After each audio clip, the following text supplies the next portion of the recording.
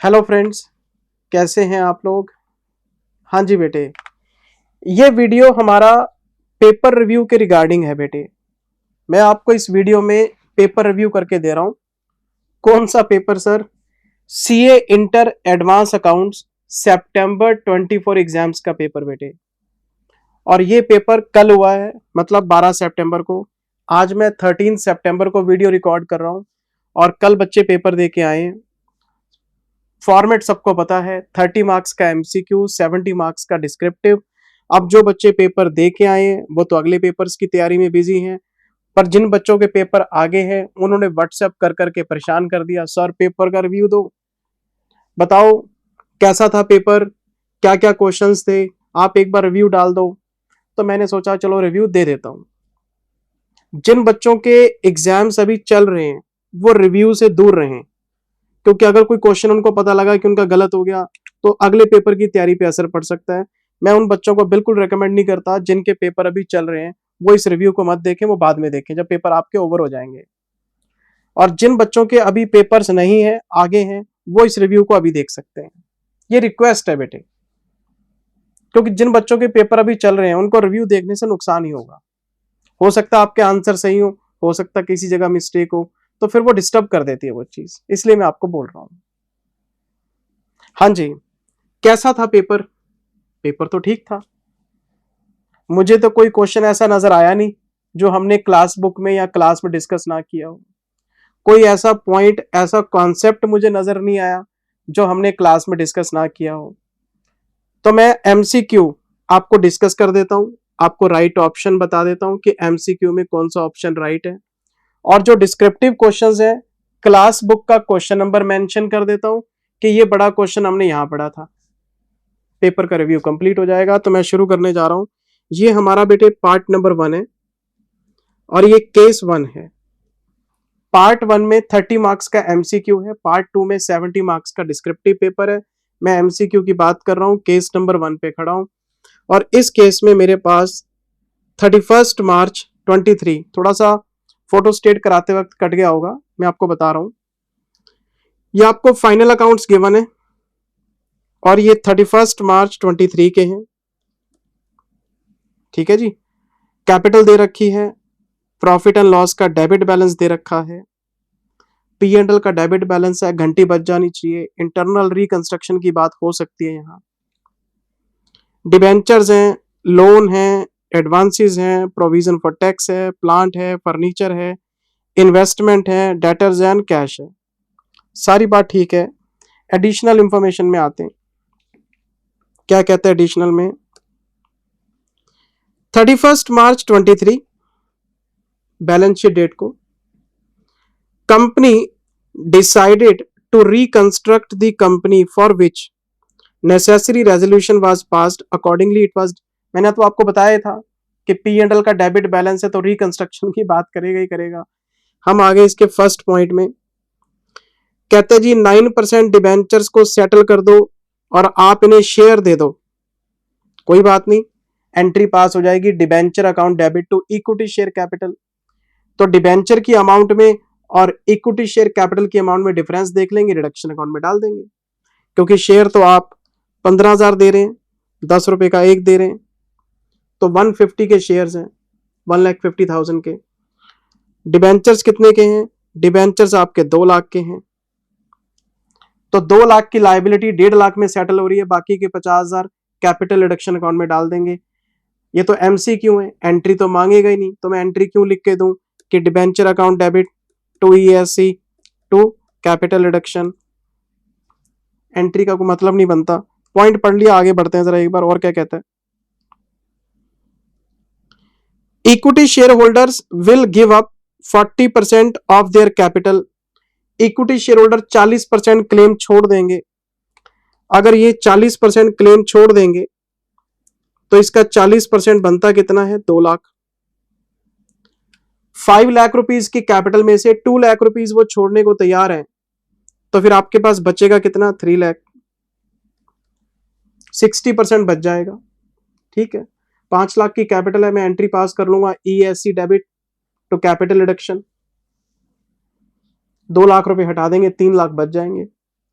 फिर क्या कहता है, in exchange for allotment of new debentures of ₹1 lakh. Okay, जो 2 लाख रुपए वो छोड़ रहे हैं ना, वो फ्री में नहीं छोड़ रहे, उसके बदले में ₹1 लाख के डिबेंचर मांग रहे हैं आपसे, तो एंट्री पास हो जाएगी ESC debit 2 lakh, to debentures 1 lakh, और टू कैपिटल रिडक्शन 1 लाख। मैं सोच रहा था 2 लाख के 2 लाख की रिडक्शन में जाएंगे, नहीं, वो कहते हैं 2 लाख ले लो, 1 लाख के डिबेंचर दे दो इन एक्सचेंज, तो फिर 1 लाख रुपए रिडक्शन में चले जाएंगे।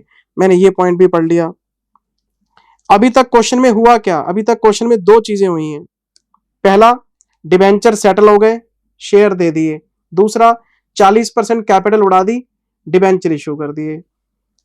फिर कहते हैं जी प्रॉफिट एंड लॉस को राइट ऑफ कर देना, P&L का डेबिट बैलेंस उड़ा देंगे।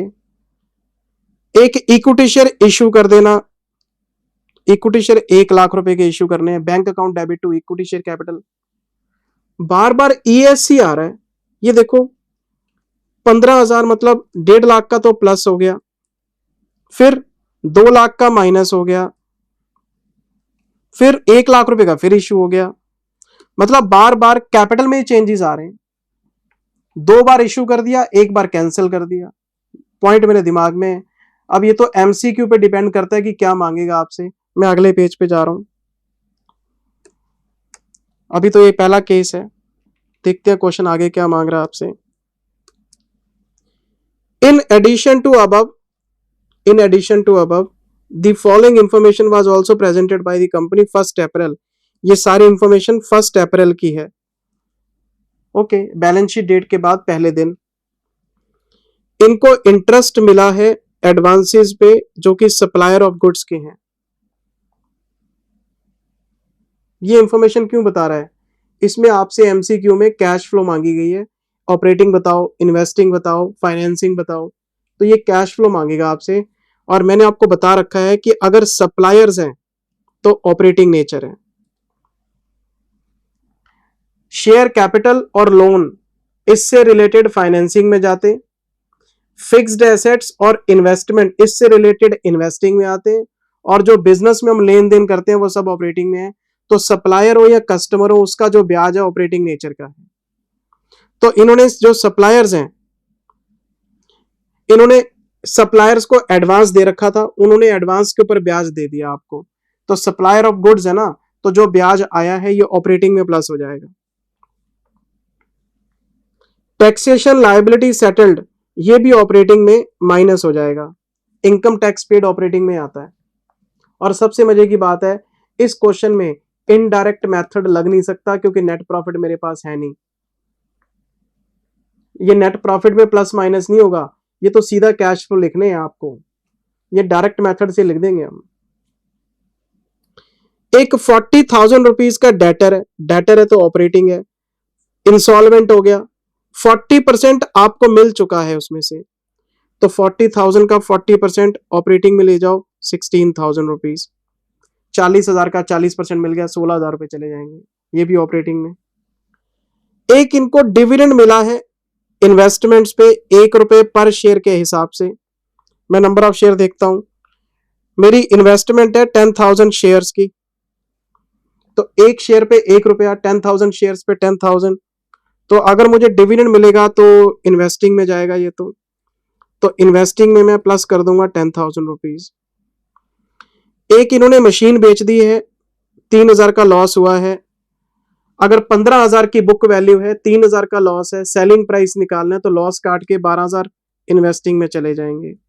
सबको पता है इस बात का, कैश फ्लो के 50-60 क्वेश्चन कराए थे आपको कि लॉस माइनस होता है, प्रॉफिट प्लस होता है, सेलिंग प्राइस आ जाता है।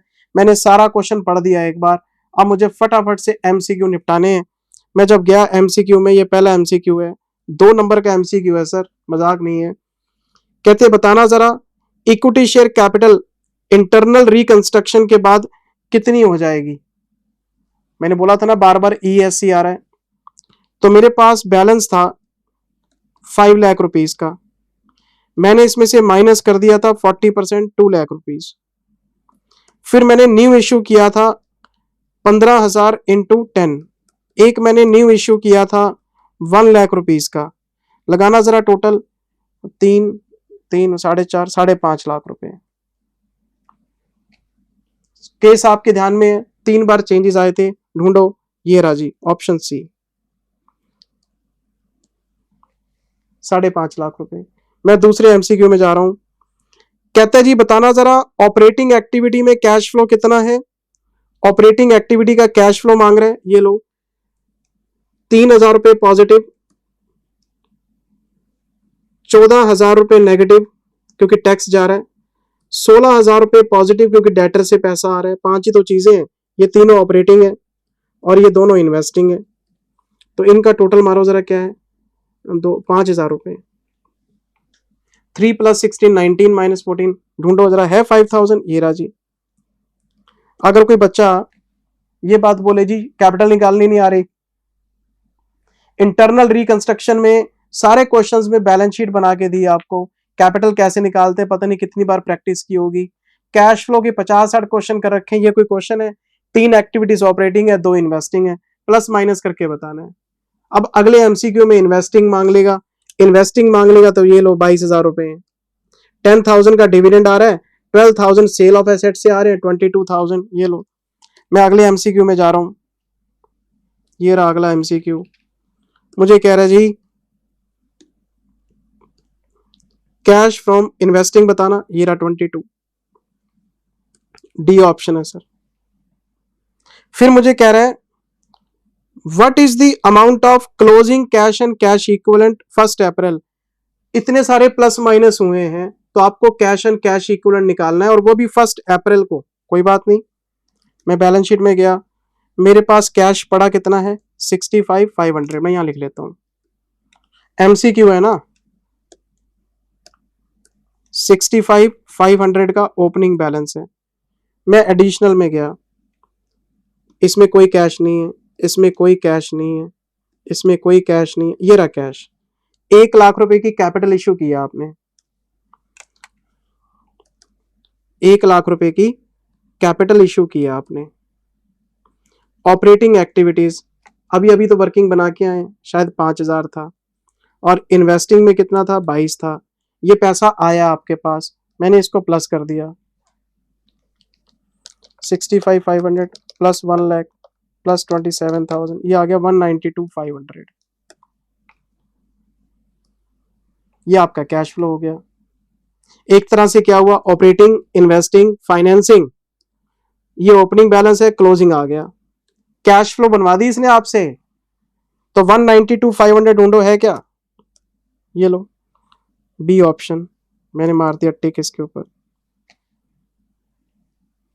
मैं आ गया जी 5वें एमसीक्यू में, 8 नंबर मेरे पक्के हो गए। 5वें एमसीक्यू मुझसे कहता है जी fixed assets held for sale. शायद आपको याद हो अकाउंटिंग स्टैंडर्ड 10 भी आपको पढ़ाया था, शेड्यूल 3 भी आपको पढ़ाया हुआ है। AS 10 में मैंने आपको बताया था रिटायर्ड एसेट्स के बारे में, कि अगर आप किसी एसेट का यूज करना बंद कर देते हो लेकिन आपकी ऑनरशिप बनी हुई है, तो मैं उसको अभी भी नॉन करंट एसेट्स PPE में दिखाता रहूंगा। रिटायर्ड एसेट्स को या तो हम रखते हैं, मैंने आपको एग्जांपल दिया था क्लास में कि मेरे पिताजी ने मेरे को एक स्कूटर दिया था जब मैंने CA में एडमिशन लिया था, और वो स्कूटर मेरी आज भी मेरी कोठी की बेसमेंट में खड़ा है। मैंने दुनिया जहान की गाड़ियां ले ली, मर्सिडीज, BMW, डिफेंडर, सब है मेरे पास, एक से एक लग्जरी गाड़ी है, लेकिन स्कूटर सर मेरा आज भी वही प्यार है, क्योंकि मेरे फादर साहब ने मुझे वो पहला गिफ्ट दिया था। उसकी सफाई के लिए एक बंदा रखा हुआ है मैंने, जिसको मैं महीने के 5,000 रुपए देता हूँ, वो सुबह साफ करके जाता है। मैंने क्या बोला था, रिटायर्ड एसेट है, रखा हुआ है। अब ये मेरी इंटेंशन के ऊपर है, मैं इसको रख भी सकता हूँ, मैं इसको बेच भी सकता हूँ, मतलब हेल्ड फॉर सेल। जो समझदार बिजनेसमैन होते हैं वो लगाव नहीं करते, वो इमोशनल नहीं होते, तो जो चीज रिटायर हो जाती है उसको हेल्ड फॉर सेल कर देते हैं कि बेच देंगे। कुछ लोग इमोशनल होते हैं, पुरानी चीजों का कलेक्शन करना, हर चीज में याद जुड़ी होती है, वो रख लेते हैं, उसको रिटायर्ड एसेट बोल देते हैं, लेकिन रहती तो वो आपका PPE है। और मैंने आपको शेड्यूल 3 में कुछ एडिशनल रेगुलेटरी चीजें बताई थी। फॉर्मेट तो दुनिया कराती है, और मैंने आपको एडिशनल रेगुलेशन बताए थे कुछ। पहले बैलेंस शीट का फॉर्मेट कराया था, उसको एक एक करके एक्सप्लेन किया, फिर P&L का फॉर्मेट कराया, उसको एक एक करके एक्सप्लेन किया, फिर एडिशनल रेगुलेटरी एनवायरनमेंट में कुछ बताया था। ये देखो ना, हमारी बुक का ही पेज नंबर दिखाता हूं, ये देखो, ये पढ़ाया था आपको मैंने, एडिशनल रेगुलेटरी इंफॉर्मेशन, कि अगर कोई प्रॉपर्टी आपके नाम पे नहीं है और आप कंपनी की बैलेंस शीट में दिखा रहे हो तो उसके लिए आपको ये एनेक्सर देना पड़ेगा। तो ये देखो ना, PPE, investment property, PPE retired from active use and held for cell, रहता वो पीपीई ही है, retired from active use and held for cell. अगर कोई लैंड एंड बिल्डिंग आपके नाम पे नहीं है लेकिन कंपनी की बैलेंस शीट में आप दिखा रहे हो तो इसका एक एडिशनल रेगुलेशन बताया था कि डिस्क्लोजर करके दिखाओ आप किसके नाम पे है, उसका कंपनी से क्या रिलेशन है, ये पूरा नेक्सर आपको समझाया हुआ है मेरा। बस मैं आपको ये बताना चाहता हूं, fixed assets held for sale, इनको बोलते हैं retired assets, will be classified in the balance sheet as per schedule 3 companies act. कहां शो करते हैं? नॉन करंट एसेट्स में शो करते हैं इनको। क्या ये लॉन्ग टर्म इन्वेस्टमेंट्स है? नो। क्या ये डेफर्ड टैक्स है? नो। क्या ये करंट एसेट है? नो। करंट एसेट तो आपको बनाना आता है, करंट इन्वेस्टमेंट आते हैं, इन्वेंट्री आता है, ट्रेड रिसीवेबल आता है, कैश एंड कैश इक्विवेलेंट आते हैं और अदर करंट एसेट्स आते हैं। वहां पे ये थोड़ी चीजें हैं, fixed assets held for cell थोड़ा आता है, रहता तो वो नॉन करंट ही है। C option.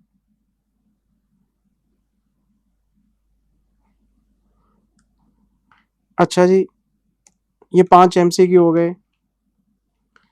मुझे लगता है 5वें एमसीक्यू में शायद किसी बच्चे ने कोई गलती की हो, लेकिन अगर उसको चीजें याद होंगी वो क्लिक करके आएगा, है तो फिक्स्ड एसेट ही, करंट एसेट थोड़ा ना बन जाएगा ये। रिटायर्ड है तो क्या हो गया। ये केस स्टडी नंबर 2 आ गया सर। ये हमारी सेकंड केस स्टडी है। Mister Vikram took a loan of 6 lakh rupees carrying interest 10% per annum on 1st of August 23। Okay, मैं लिख लेता हूं 1/8/23, तो बैलेंस शीट बनेगी मार्च 24। 10 लाख रुपीज का लोन है, नहीं 6 लाख का लोन है, 10% पर एनम, अगस्त, सितंबर, अक्टूबर, नवंबर, दिसंबर, जन, फेब, मार्च, 8 मंथ्स के लिए। और जैसे क्वेश्चन ने लोन की बात की है, अकाउंटिंग स्टैंडर्ड 16 आपको ध्यान रखना पड़ेगा, कैपिटलाइजेशन ऑफ बोरोइंग कॉस्ट। अगर आपका लोन किसी क्वालिफाइंग एसेट के लिए है तो उसका ब्याज कैपिटलाइज हो जाएगा, और अगर ये क्वालिफाइंग एसेट के लिए नहीं है तो ब्याज P&L में चला जाएगा। और क्वालिफाइंग एसेट क्या थी? जो तैयार होने में टाइम लेती है।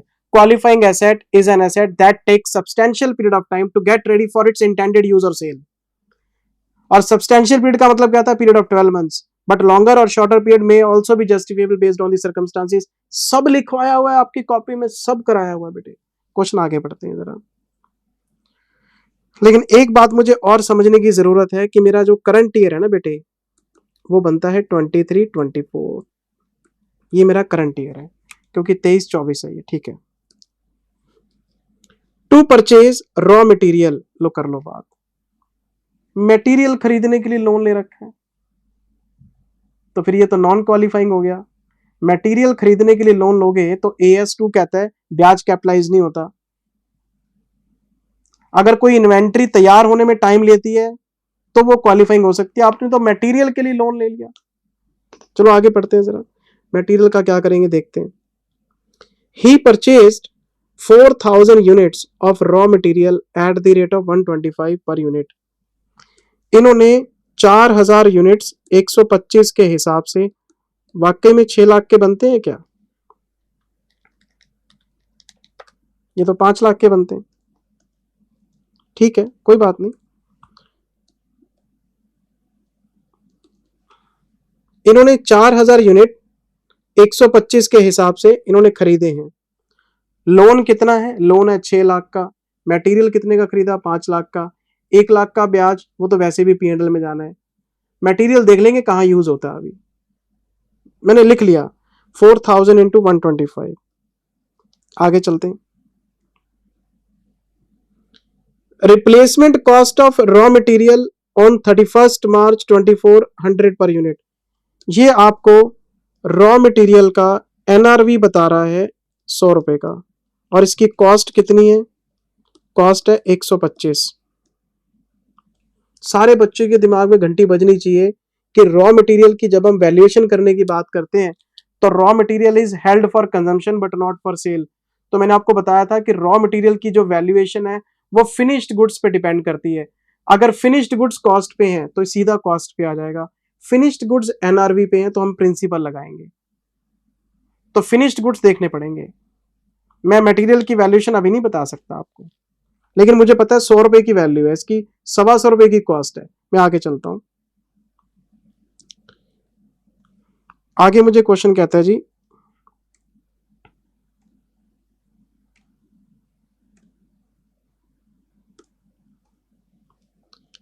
Labour charges and variable overheads incurred 1 lakh rupees to produce 1000 units of finished goods.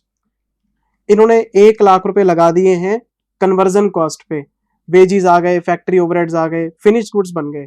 पर फिनिश्ड गुड्स बनाए कितने? 1000। मुझे कुछ इंफॉर्मेशन और पढ़नी है अभी। 1000 units of finished goods are produced with raw material. For every unit of finished goods, 2 units of raw material are required.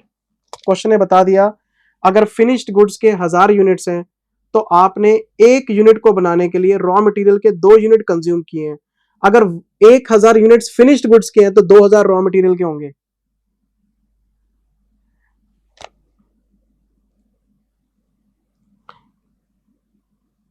दो 2000 यूनिट्स रॉ मटेरियल के 125 रुपए का रेट है, तो 2.5 लाख रुपए तो ये बनते हैं।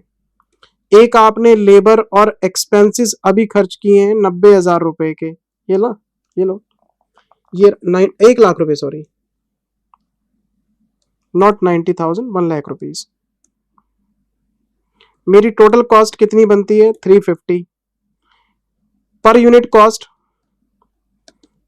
3,50,000 लगाए हैं तो 1000 यूनिट्स बने हैं, तो 350 रुपए पर यूनिट फिनिश्ड गुड्स की कॉस्ट पड़ती है आपको। 1000 यूनिट्स बनाए हैं लेकिन रॉ मटेरियल 2000 कंज्यूम किए हैं, 2.5 लाख का तो रॉ मटेरियल हो गया, लाख रुपए के खर्चे हो गए, 350 रुपए पर यूनिट फिनिश्ड गुड्स हैं। अब इसकी एनआरवी चेक करनी पड़ेगी आपको। मुझे क्वेश्चन आगे कहता है NRV of the finished goods 300 per unit. लो कर लो बात, इसकी एनआरवी कितनी है? एनआरवी है 300। Which ever is lower?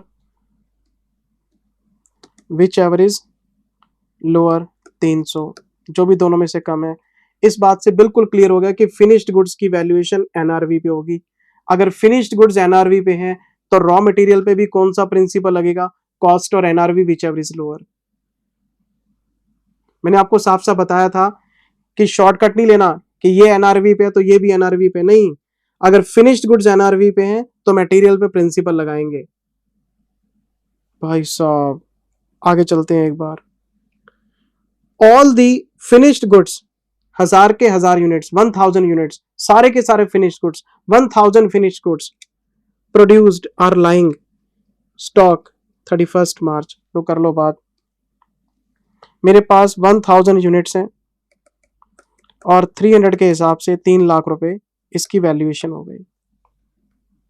अगर मुझसे कोई पूछे कि फिनिश्ड गुड्स की कितनी वैल्यूएशन है, मैं बोलूंगा खर्च तो मैंने 3.5 लाख किए थे पर एनआरवी 3 लाख है तो 3 लाख ही है, तो फिनिश्ड गुड्स की वैल्यूएशन 3 लाख रुपए आ गई। अब आते हैं रॉ मटेरियल पे। रॉ मटेरियल के मैंने कितने यूनिट्स खरीदे थे? 4000। इसमें से 2000 मेरे कंज्यूम्ड हैं, बाकी कितने बच गए? 2000। क्योंकि मुझे देखना पड़ेगा ना कि रॉ मटेरियल का स्टॉक कितना है, तो 4000 खरीद के लाया था, 2000 मैंने यहां कंज्यूम कर लिए फिनिश गुड्स में, तो 2000 बच गए। अभी मुझे क्वेश्चन और आगे पढ़ना चाहिए। कोई ऐसा पॉइंट है ही नहीं जो हमें ना आता हो। There is no opening stock of raw material and finish. पुराना कोई स्टॉक नहीं है, जो है बस यही है, ठीक है। Mister Vikram used 1500 units of raw material to construct an asset, qualifying asset। आ गया ना अब क्वालिफाइंग एसेट पे। 1500 यूनिट इसने वहां कंज्यूम कर लिए, मैं वापस आ गया, 4000 खरीद के लाया था, 2000 तो फिनिश्ड गुड्स में चले गए, 1500 क्वालिफाइंग में यूज हो गए। क्वालिफाइंग का हिसाब अभी बना के दूंगा, पर मुझे ये बताओ क्लोजिंग स्टॉक में कितने हैं। क्लोजिंग स्टॉक में है 500। अगर मुझे क्लोजिंग स्टॉक की वैल्यूएशन करनी हो तो 125 और 100 विच एवर इज लोअर, तो 100 ही लगेगा, 50,000 रुपए। रॉ मटेरियल की कॉस्ट है 125 रुपए, उसका एनआरवी चल रहा है 100, जिसको रिप्लेसमेंट कॉस्ट बोलते हैं, तो 100 रुपए पे वैल्यू हो जाएगा, क्योंकि फिनिश्ड गुड्स एनआरवी पे है। मुझसे पूछो कि रॉ मटेरियल 500 यूनिट्स का है तो कितने का, मैं बोलूंगा 50,000 का। फिनिश्ड गुड्स कितने के हैं, 3 लाख के। और यही आपका पहला एमसीक्यू है। ये देखो, अगर हम उससे एमसीक्यू की बात करेंगे तो मैं यही बोलूंगा, what would be the value of closing stock of raw material and finished goods. तो इसमें ढूंढो 50,000 और 3 लाख। ये रहा जी पहला option. Closing stock of raw material 50,000 है और closing stock of finished goods 3 lakh रुपए है। ये भी एनआरवी पे है और ये भी एनआरवी पे है। कहते जी मटेरियल 50,000 का है और फिनिश गुड 3.5 लाख के, क्या ये पॉसिबल है। रॉ मटेरियल एनआरवी पे है और फिनिश गुड्स कॉस्ट पे, गलत बात। रॉ मटेरियल 62,500 का जी, रॉ मटेरियल कॉस्ट पे ले रहा है, ये भी कॉस्ट पे ले रहा है, ये भी गलत बात। दोनों ही कॉस्ट पे दिखा रखे हैं। इसमें मटेरियल कॉस्ट पे ले रहा है, ये एनआरवी पे ले रहा है, ये भी गलत बात। अगर फिनिश्ड गुड्स एनआरवी पे हैं तो मटेरियल भी आपको वैल्यू करके देखना पड़ेगा, दोनों एनआरवी पे आ रहे हैं। ऑप्शन ए ये इसका करेक्ट आंसर है जी, अगर आपने पेपर में देखा हो तो। मैं जरा आगे चलता हूं।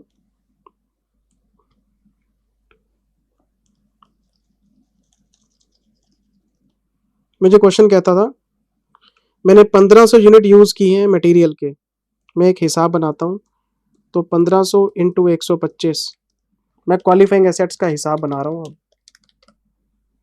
187,500 मैं क्वालिफाइंग एसेट का हिसाब बना रहा हूं, ठीक है।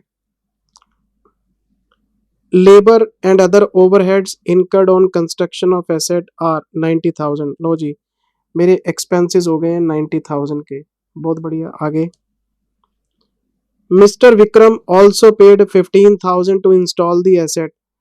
कोई बात नहीं जी, इंस्टॉलेशन लेनी है, 15,000 रुपये ये हो गए।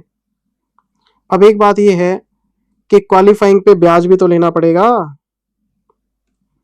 आपको क्वालिफाइंग पे ब्याज भी तो लेना पड़ेगा, क्वालिफाइंग पे ब्याज भी तो लेना पड़ेगा, क्वालिफाइंग पे ब्याज भी तो लेना पड़ेगा।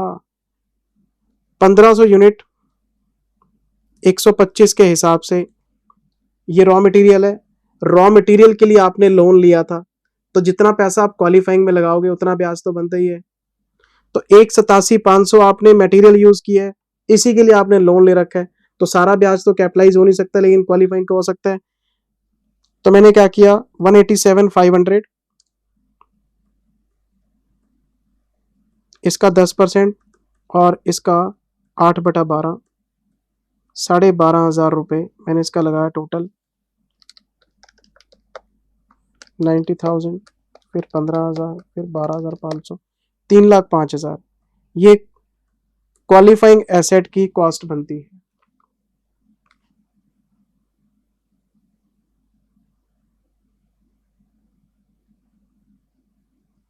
मेरा लोन बताओ कितना था, मेरा लोन था 6 लाख रुपए का। इसमें से रॉ मटेरियल कितने का खरीदा मैंने, 5 लाख का। इस रॉ मटेरियल के आगे 3 हिस्से कर दिए, एक तो फिनिश्ड गुड में चला गया 2.5 लाख का, एक क्वालिफाइंग में चला गया 187,500 का, बाकी क्लोजिंग स्टॉक पड़ा है मेरे पास 62,500 का। ये कितने यूनिट्स थे, ये 2,000, ये कितने थे, ये 1,500, और ये कितने, 500। मैंने आपको देखो ब्रीफ कर दिया, अब इससे ज्यादा क्या बताऊं। बाकी का जो लोन है 1 लाख रुपए का, वो पता नहीं कहां गया, अभी देखते हैं। तो ये कैपिटलाइज नहीं हो सकता, ये कैपिटलाइज हो सकता है, ये कैपिटलाइज हो सकता है, ये कैपिटलाइज नहीं हो सकता। फिनिश्ड गुड्स को बनने में टाइम लग रहा है, ये तो कहीं लिखा ही नहीं हुआ, चल पी एंड एल। क्वालिफाइंग का ब्याज आप कैपिटलाइज कर लो, तो इतने लोन का ब्याज मैंने कैपिटलाइज कर लिया, 3,05,000। मैं क्वेश्चन में आगे जा रहा हूं। Cost of self constructed asset बताओ जी कितनी है, ये रही 3,05,000। मैंने वर्किंग बना ली है, इसका आंसर है सी।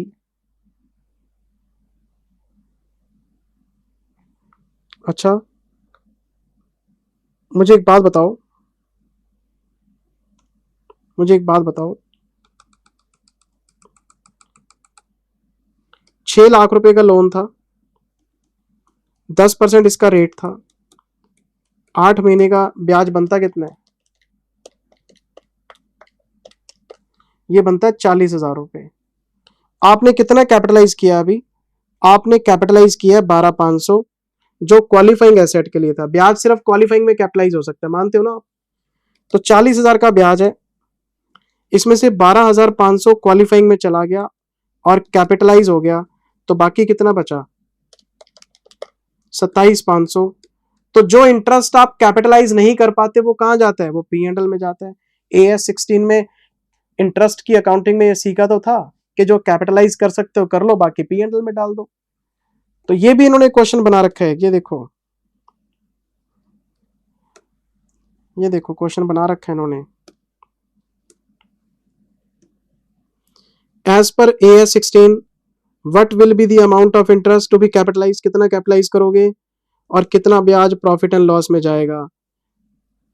तो 12,500 कैपिटलाइज करेंगे, ये तो गलत है ना, ना 12,500 कैपिटलाइज करेंगे और 27,500 आपका प्रॉफिट एंड लॉस में जाएगा, ये आंसर सही है, ये रहा बी, फिगर मैच कर गए। 40,000 का इंटरेस्ट है, 12,500 कैपिटलाइज है, बाकी पी एंड एल में चला जाएगा, ऑप्शन बी। ये कैपिटलाइज करेंगे, नो। सारा ब्याज ही पी एंड एल में डाल देंगे, नो। इसका आंसर क्या? बी। स्टॉक की वैल्यूएशन करा गया,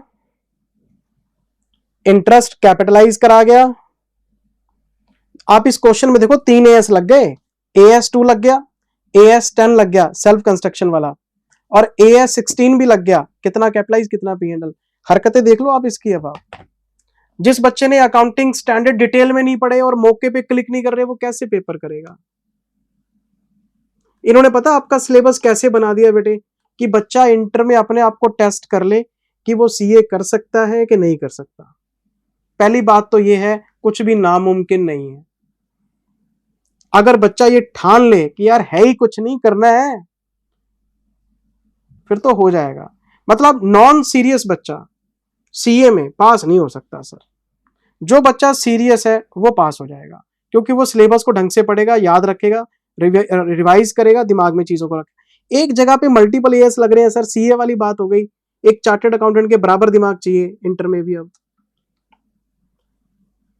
मैं किसी क्लास में गया, मुझे एक मोटिवेटर मिला, टीचर ने बड़ा मोटिवेट किया, बेटे सीरियस नहीं होना, सिंसियर होना है। सर मैं इस फिलॉसफी से मैं बिल्कुल अग्री नहीं करता कि सिंसियर बनो, सीरियस मत बनो। मैं कहता हूं अगर किसी चीज को पाना है, पैशन है आपका, तो सीरियस होना पड़ेगा। आप एक टाइम पे दो चीजें नहीं ले सकते, कि आपको हैप्पीनेस भी चाहिए, आपको सक्सेस भी चाहिए ना। अगर आप सक्सेसफुल बनना चाहते हैं, आपको पेन लेना पड़ेगा, आपको सेक्रीफाइस करना पड़ेगा, आपको छोटी छोटी खुशियां छोड़नी पड़ेंगी। ना दिवाली, ना होली, ना कुछ और, ना दोस्त, ना पार्टी, ना और। CA बनना है अगर ये टारगेट है, CA बनने के बाद कामयाब होना अगर आपका ये टारगेट है, आपको छोटी छोटी खुशियों का सैक्रिफाइस करना पड़ेगा।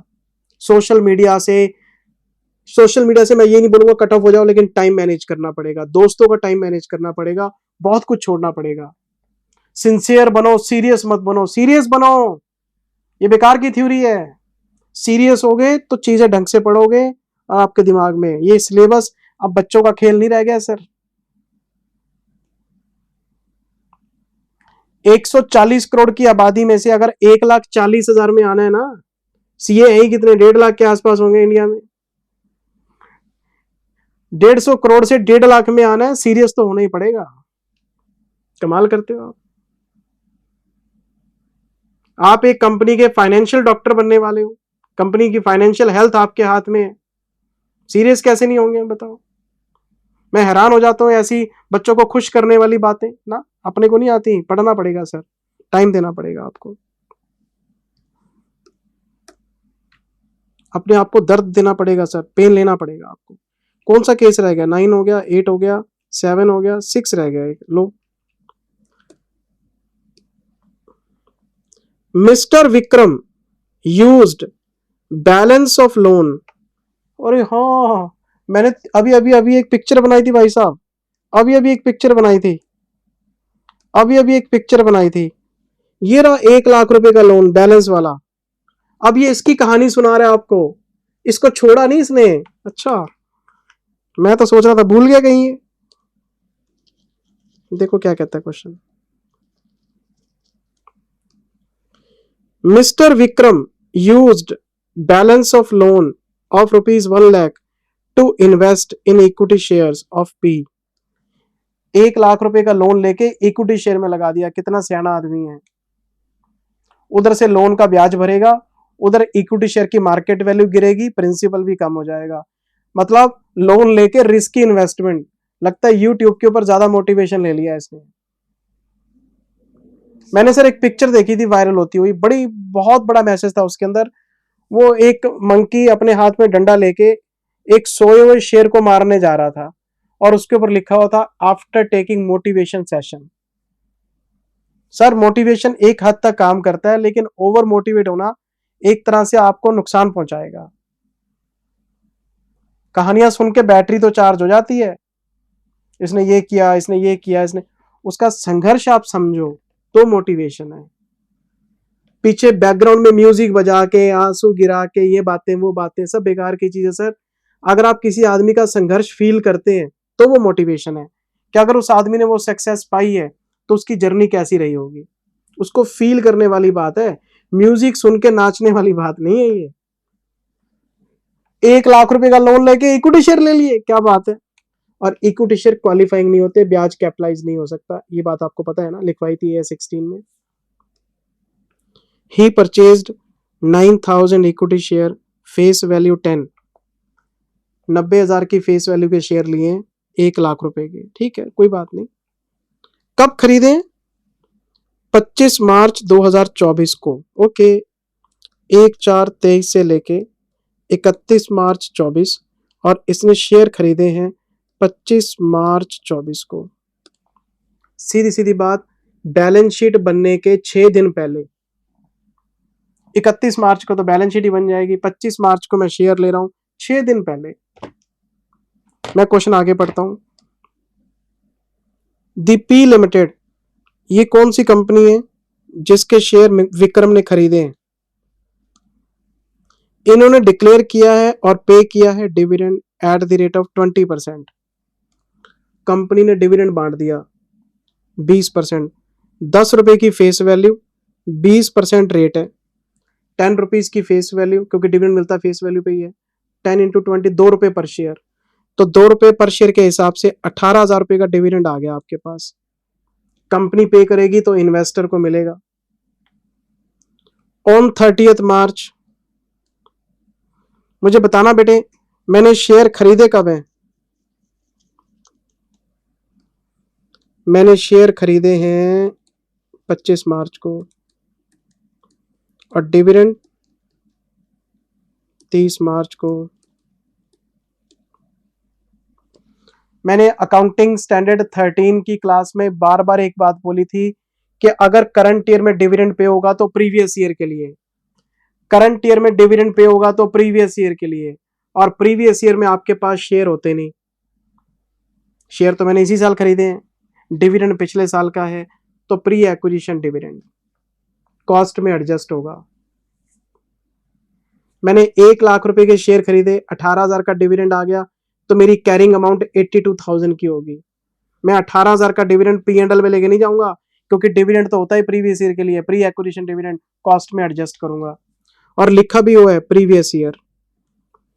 30 मार्च को जो डिविडेंड पे हुआ है प्रीवियस ईयर के लिए पे हुआ है। अगर मेरा करंट ईयर 23-24 है तो मेरा प्रीवियस ईयर 22-23 होगा।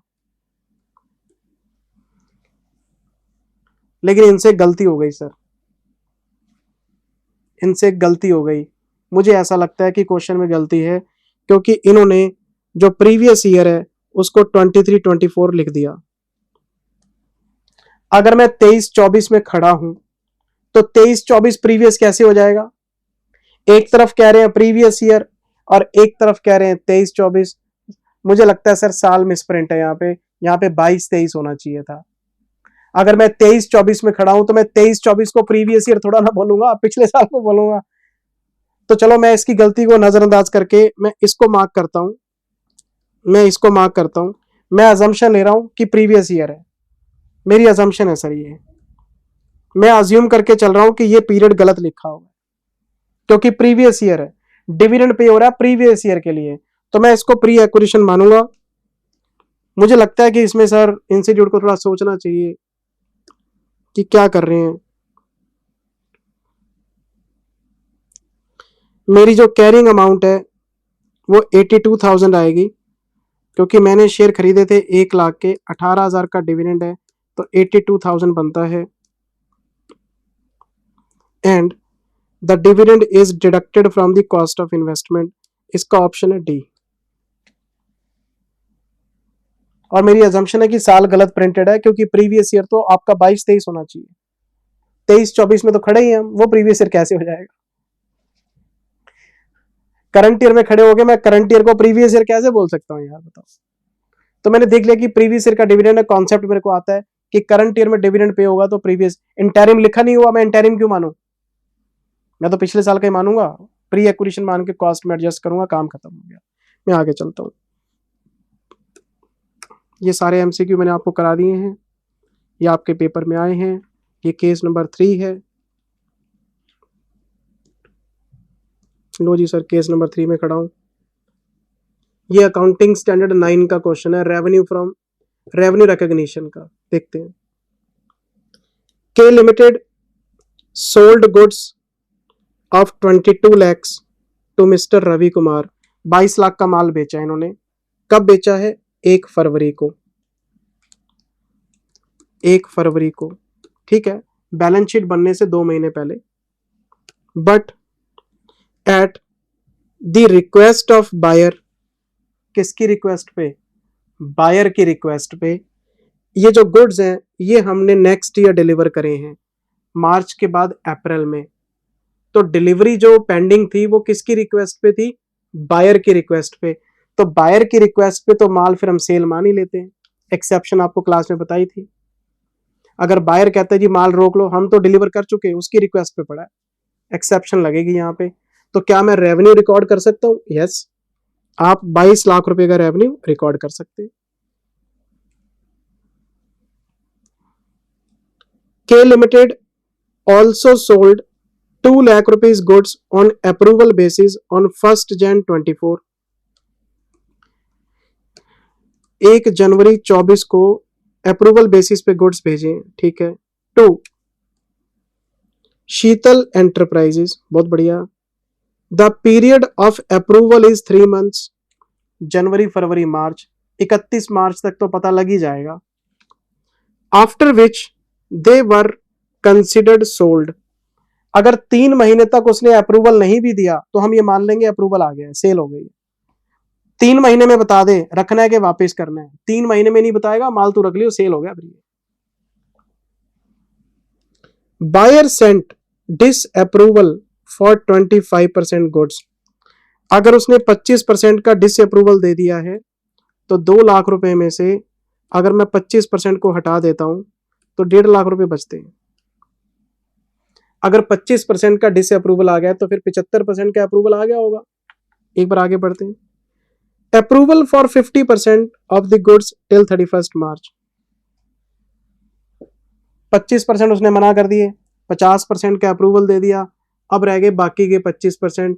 तो 3 महीने पूरे हो गए हैं, 3 महीने में 25% पे जवाब नहीं आया, हमारा तो अप्रूवल माना जाएगा, क्योंकि 3 महीने दिए थे हमने उसको।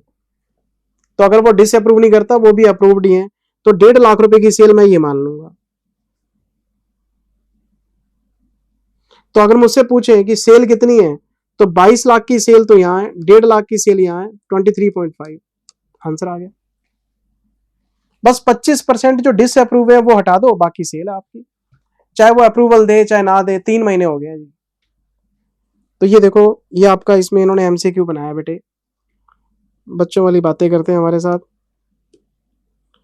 What is the amount to be recognized as revenue as per AS9 in the books of K Limited? बताना जी कितना रेवेन्यू है? 2350। Option B. 1.5 lakh no, 23 lakh no, 1 lakh no, 23.5 lakh. 1.5 lakh का वो, 22 लाख का वो, 23.5 लाख। फिर क्वेश्चन में वापस आते हैं। Mister Ravi Kumar has commenced legal action against the company for supply of faulty goods to claim damages। Accounting standard 29 कूद पड़ा। अब हमसे पूछेगा प्रोविजन कितना बनाए। हमने किसी रवि कुमार को माल बेचा, रवि कुमार ने कोर्ट में मुकदमा ठोक दिया, कहता तुम्हारे गुड्स खराब हैं, वो क्लेम मांग रहा है। तो इसमें 3 चीजें होती हैं। पहला, अगर आउटफ्लो प्रोबेबल है, प्रोबेबल का मतलब लाइकली टू अक्कर, प्रोविजन बनेगा क्लेम का। अगर लेस देन लाइकली है, जिसको रीजनेबल बोलते हैं, तो कंटीजेंट लायबिलिटी है। और अगर रिमोट है, रिमोट का मतलब पता ही नहीं जी क्या होगा, तो ना प्रोविजन बनेगा ना कंटीजेंट लायबिलिटी बनेगी। अच्छा, द लॉयर्स ऑफ के have advised that it is not remote, it is not remote, it is remote नहीं है, इट इज नॉट रिमोट। मतलब ये या तो लाइकली होगा या लेस देन लाइकली होगा, रिमोट नहीं है। मतलब आप इसको नजरअंदाज नहीं कर सकते, या तो प्रोविजन बनेगा या कंटीजेंट लायबिलिटी होगी, इग्नोर नहीं कर सकते। AS29 याद है ना आपको? प्रोविजन की मैंने आपको कंडीशंस बताई थी। It should be a present obligation whether legal और constructive, it should be due to past events, outflow is probable and amount is reliable. 4 condition बताई थी प्रोविजन की।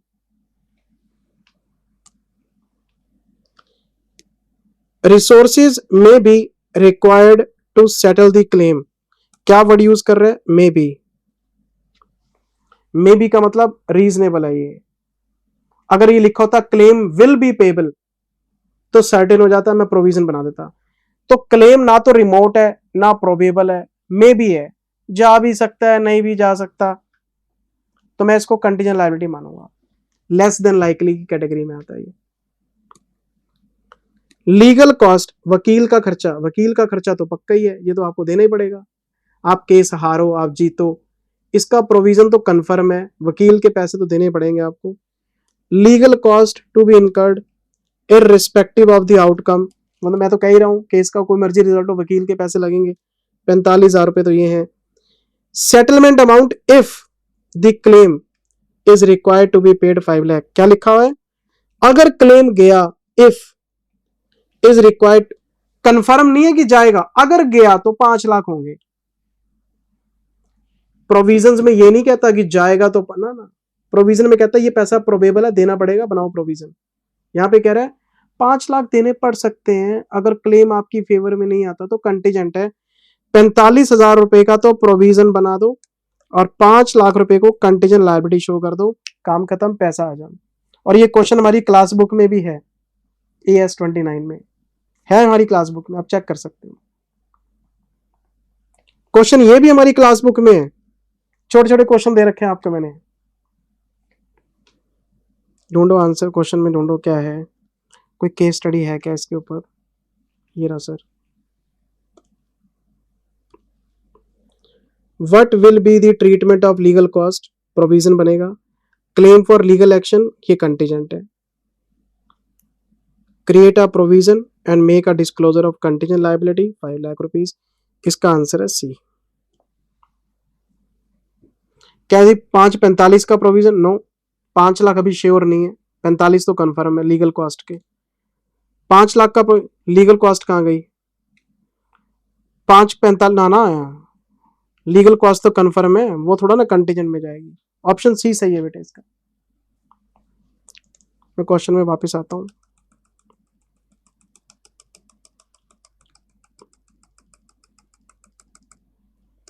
ये पार्ट 9 का था, ये पार्ट 29 का है। आगे पढ़ते हैं। Sheetal enterprises are trade receivable of के, हमारा ट्रेड रिसीवेबल है, suffered a heavy loss due to an earthquake 30th March 24। लो कर लो बात। हमारा कोई कस्टमर है, हमने उससे पैसे लेने हैं, हमारे कस्टमर जहां रहते हैं वहां पे भूकंप आ गया 30 मार्च को। तो 30 मार्च को भूकंप आ गया तो भाई वो तो बैंकरप्ट हो जाएगा, सब कुछ खत्म हो जाएगा उसका। तो बैलेंस शीट डेट को ये कंडीशन एग्जिस्ट करती है क्या? करती है सर। 30 मार्च को ही भूकंप आ गया था और हमारा कस्टमर लॉस में चला गया था, तो हमें पैसे नहीं मिलेंगे, हमें प्रोविजन बना देना चाहिए। एडजस्टिंग इवेंट है। अगर भूकंप आता बैलेंस शीट डेट के बाद तो नॉन एडजस्टिंग, बैलेंस शीट से पहले ही आ गया। ये क्वेश्चन है हमारी बुक में। The loss was not covered by any insurance company, उसके पास बेचारे के पास इंश्योरेंस भी नहीं है, तो हमारा पैसा डूब जाएगा, प्रोविजन बना दो। कितने पैसे लेने हैं? अप्रैल में शीतल एंटरप्राइजेस बैंकरप्ट हो गया, हमें तो पहले ही पता है। जब इंश्योरेंस का कवर नहीं है, अर्थक्वेक आ गया तो डूब गया पैसा आपका, खत्म हो गया। ये तो एडजस्टिंग इवेंट है। कितना बैलेंस था आपका? 75,000 रुपए का बैलेंस है। 75,000 रुपए का बैलेंस है। कहते हैं ये 5% के लिए वैसे प्रोविजन बनाते हैं, ये 5% के लिए वैसे प्रोविजन बनाते हैं।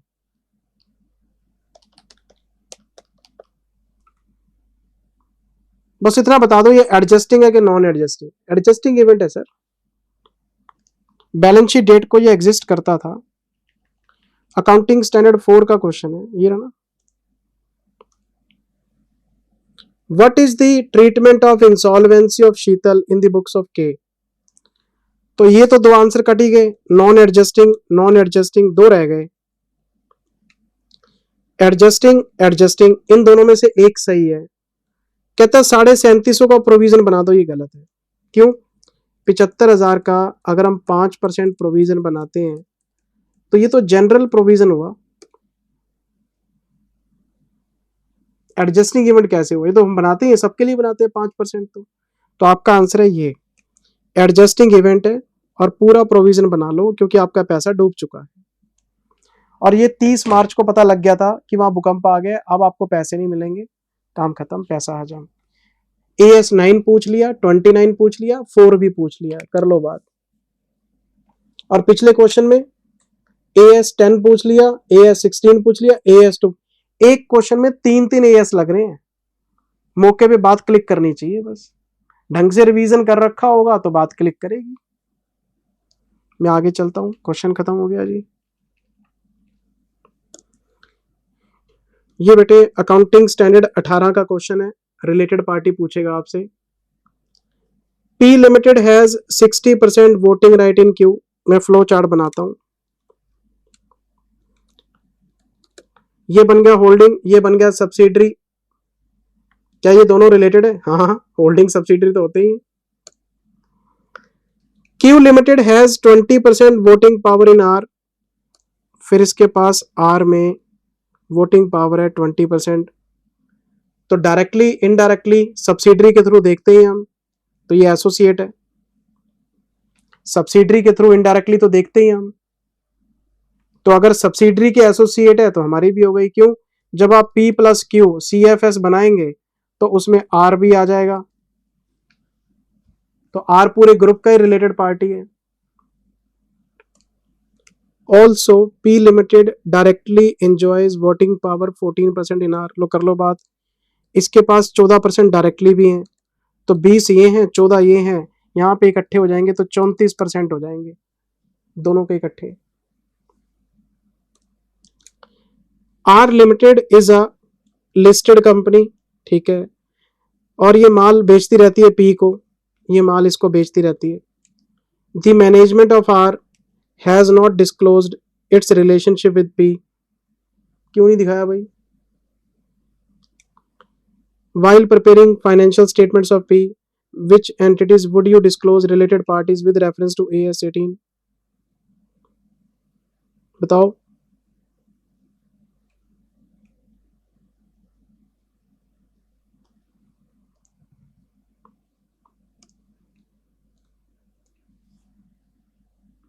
आपको ये बताना है कि जब आप पी कंपनी के इसके फाइनेंशियल स्टेटमेंट्स बनाएंगे तो किस किस को रिलेटेड पार्टी मानेंगे, तो ये भी और ये भी है। एक मेरी सब्सिडरी है, एक मेरी एसोसिएट है। सब्सिडरी पैराग्राफ 3A में कवर हो जाती है और एसोसिएट पैराग्राफ 3B में कवर हो जाती है, दोनों रिलेटेड पार्टी हैं। आंसर है सी। अच्छा जी, मैं क्वेश्चन नंबर 14 में आ गया। क्या कहता है जी 14 में? इसके बाद है बेटे क्वेश्चन नंबर 14, और ये अकाउंटिंग स्टैंडर्ड 19 का क्वेश्चन है, ऑपरेटिंग लीज का। हमारी क्लास बुक का ये 28वां क्वेश्चन है, आप चेक कर सकते हैं, मेरा कराया हुआ है। क्वेश्चन नंबर 28 क्या कहता है जी? एक मशीन है, इन्होंने 3 साल के लिए लीज पे दी है, और जो मशीन है उसका इक्वल एनुअल लीज रेंटल निकालना है आपको। 3 साल की लीज है और इक्वल रेंट निकालना है आपने, इक्वल रेंट, ठीक है। इस हिसाब से निकालना है कि 20% प्रॉफिट आ जाए कॉस्ट पे। मशीनरी की कॉस्ट लेनी है, उसका 20% प्रॉफिट लेना है। मशीनरी की कॉस्ट है 3 लाख, ठीक है, 20% मार्जिन है, मतलब किराया आपका इतना होना चाहिए कि 20% मार्जिन निकल जाए। तो 3 लाख की मशीनरी आपने खरीदी, उसमें 20% प्रॉफिट जोड़ दिया, ये 3,60,000 हो गया। जो इसकी लाइफ है वो 5 साल है और आपको आउटपुट दे रखा है इन्होंने। तो पहले ऐसा करो, इन 5 सालों का टोटल मारो कि टोटल आउटपुट कितना है इसका। यूनिट्स बताओ कितने? 50, 40, 85, 60 एंड 65, टोटल बनते हैं 3 लाख यूनिट्स। हमारी लीज 3 साल की है, 1, 2 और 3, इन तीनों का टोटल मारो। 50 और 60, 1, 10, 1.5 लाख। लीज वाला 1.5 लाख है, तो हम एसेट को यूज कितना कर पाएंगे? 3,60,000 टोटल बनता है, 1.5 लाख यूनिट हम निकालेंगे 3 लाख में से, तो मशीन का आधा किराया बनता है। और अगर 3 साल का पीरियड है तो 60,000 रुपये पर एनम बनता है। ये रहा 60,000 रुपये पर एनम ए। क्वेश्चन नंबर 28 क्लास बुक का करवाया हुआ है। पहले मशीन ली, उसमें 20% प्रॉफिट जोड़ा, 360 चाहिए मेरे को, पर 360 टोटल यूनिट्स बनते हैं 3 लाख। लीज में तो आपको 1.5 लाख ही निकालने हैं, जिसको किराए पे दे रहे हो वो तो 1.5 लाख यूनिट ही निकालेगा। तो 360 की कॉस्ट 3 लाख यूनिट्स के लिए है, तो 1.5 लाख यूनिट्स के लिए 180 मिलेगा आपको। 3 साल का पीरियड है, 60,000 किराया ले लो साल का, आप बात खत्म हो जाएगी। ये रहा ऑप्शन है। कोई कंफ्यूजन हो, क्वेश्चन नंबर 28 क्लास बुक का आप देख सकते हैं, यही क्वेश्चन है, मेरा कराया हुआ है। मैं आगे चला सर, अभी भी एक एमसीक्यू पेंडिंग है। ये AS20 पे आ गया, EPS निकालना है। इनके पास 1.5 लाख शेयर है, कॉमन स्टॉक का मतलब इक्विटी शेयर, 1 अप्रैल को है। 50,000 और इश्यू कर दिए इन्होंने 1 नवंबर को, तो 1/4 से 31 अक्टूबर, फिर 1 नवंबर। 32,000 शेयर का बायबैक हो गया 1 फरवरी को। ओके, ये तो हमारी क्लास बुक में मैं पहले लेक्चर में करा देता हूँ, एग्जाम्पल भी कराता हूँ, सेम क्वेश्चन भी है हमारे पास, पहला दूसरा तीसरा इसमें से देख लेना, वही होगा कुछ ना कुछ। तो बच्चों वाले काम है सर। 1.5 लाख शेयर थे, फिर 2 लाख हो गए, क्यों 50,000 इशू हो गए, फिर 32,000 का बायबैक हो गया, तो 168 रह गए।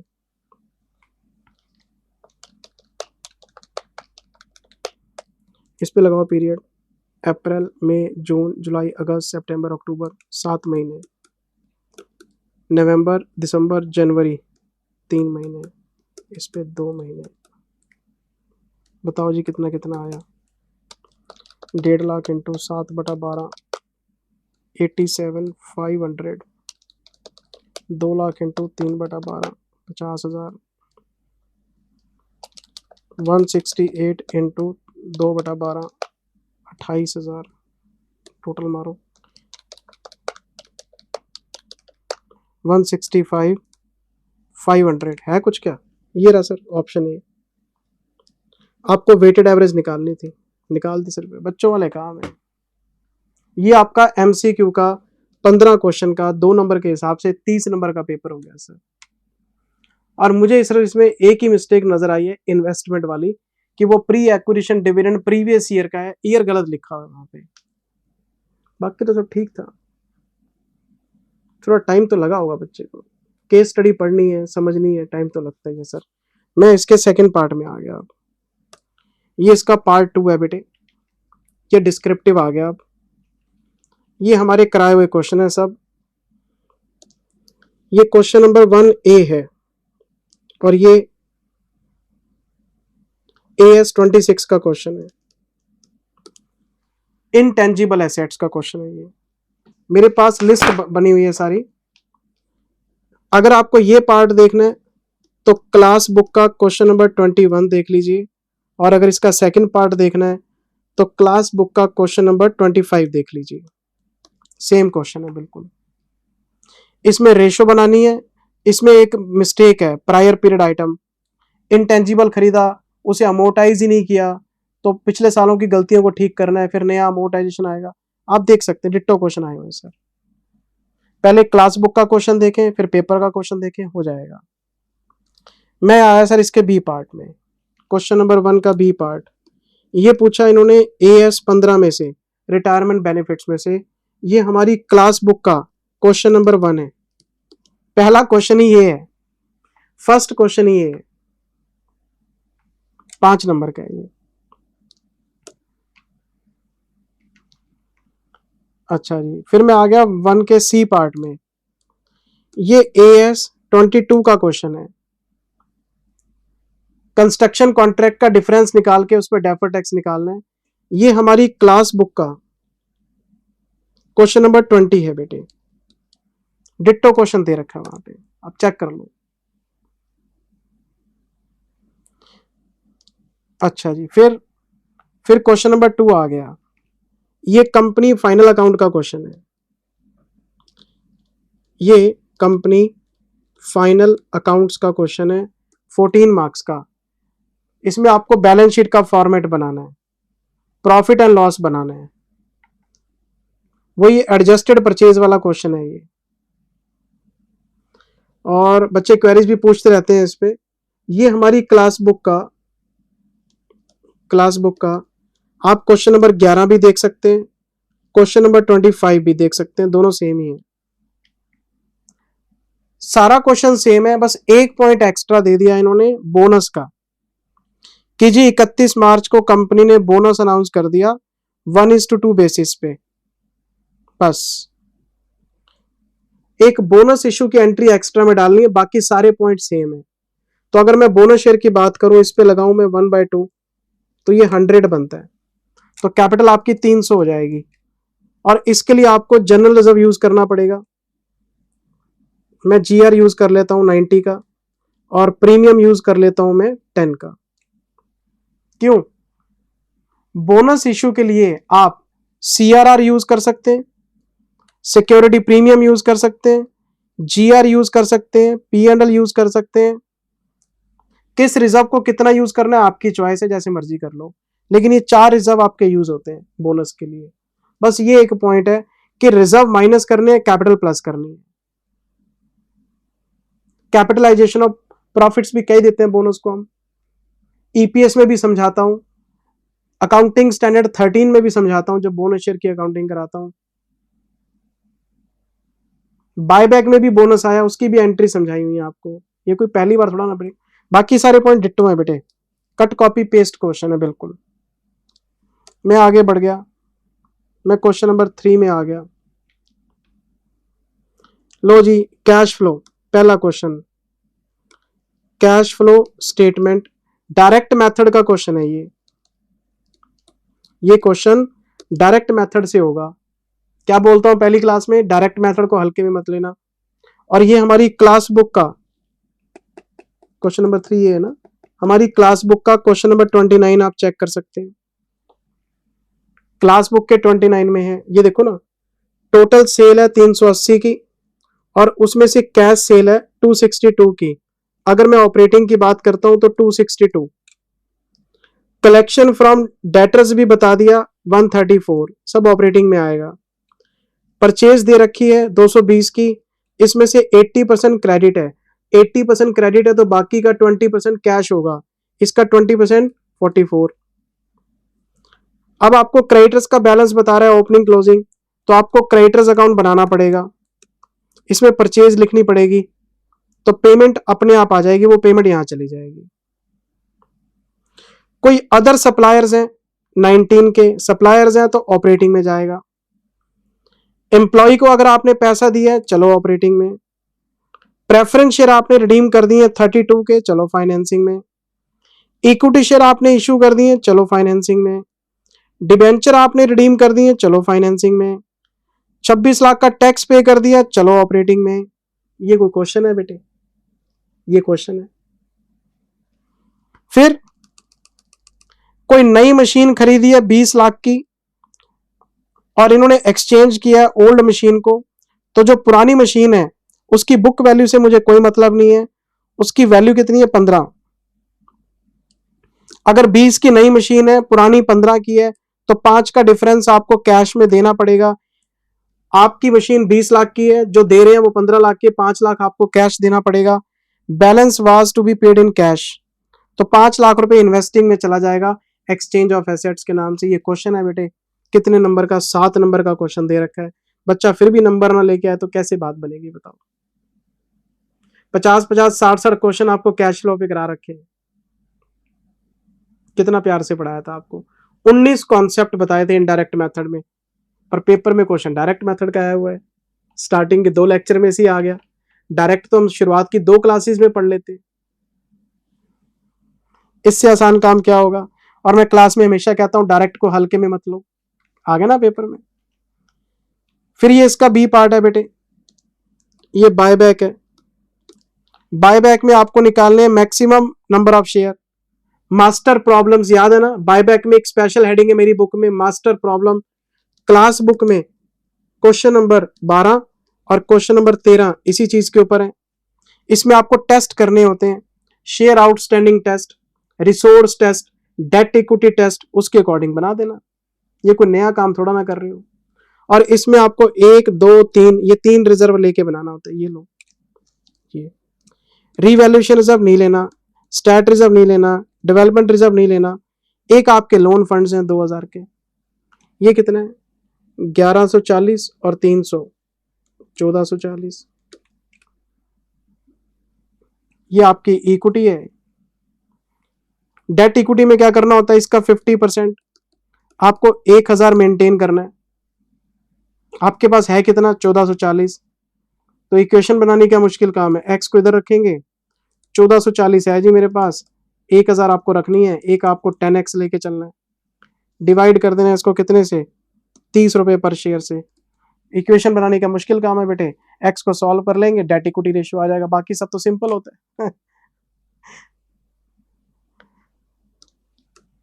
क्लास बुक के 2 क्वेश्चन आपको चेक करने चाहिए।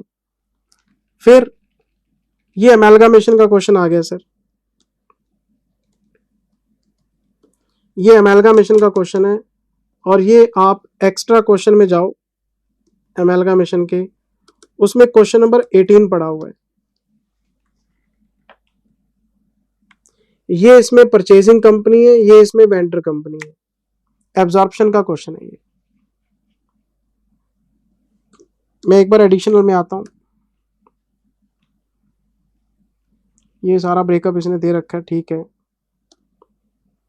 मैं एक बार एडिशनल में आता हूं, ये सारा ब्रेकअप दे रखा है, ठीक है। सारा क्वेश्चन बच्चे को आता है। पीसीबीसी क्या निकालना? 3/5 for every 5 shares, 3 shares in 20 rupees, 3/5 into 20 करना है। और ये प्रेफरेंस शेयर है, ये 90% पे लेने। आ गया पीसी। डिबेंचर होल्डर को डिबेंचर देंगे, वो पीसी में आता नहीं, वो लायबिलिटी में चेक करते हैं। पीसी निकालना मुश्किल काम थोड़ा ना कोई। एक पॉइंट बस आपको चेक करना है, एक point. Bank agreed to waive off the loan 270 of well limited. Bank ने अपना लोन 2,70,000 रुपए का छोड़ दिया है। किस कंपनी को? वेल कंपनी को। क्वेश्चन है अमेलगामेशन का, बीच में पॉइंट घुसा दिया इंटरनल रिकंस्ट्रक्शन का। अब हम स्कीम बनाने के लिए नहीं बैठे यहां पे ना, हम क्या करेंगे? ये रहा बैंक लोन। बैंक लोन तो इतना सारा है, इसमें से 270 आपका राइट ऑफ हो जाएगा और एक एंट्री डाल देंगे हम, bank loan account debit to profit and loss 270। हम कोई स्कीम तो बना नहीं रहे, कैपिटल रिडक्शन में भेजेंगे नहीं, तो आप सीधा P&L, जैसे आपका सप्लायर आपको डिस्काउंट नहीं दे देता वैसे डिस्काउंट मिल गया आपको।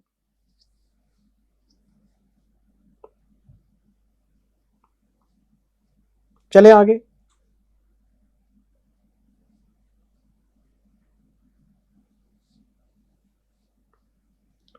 चले बेटे आगे। तो आपने करना क्या है, इसमें से 270 माइनस करके बाकी का जो लोन बचेगा उसको रियलाइजेशन अकाउंट में डाल देना, बाकी का जो लोन बचेगा उसे रियलाइजेशन में डाल देना।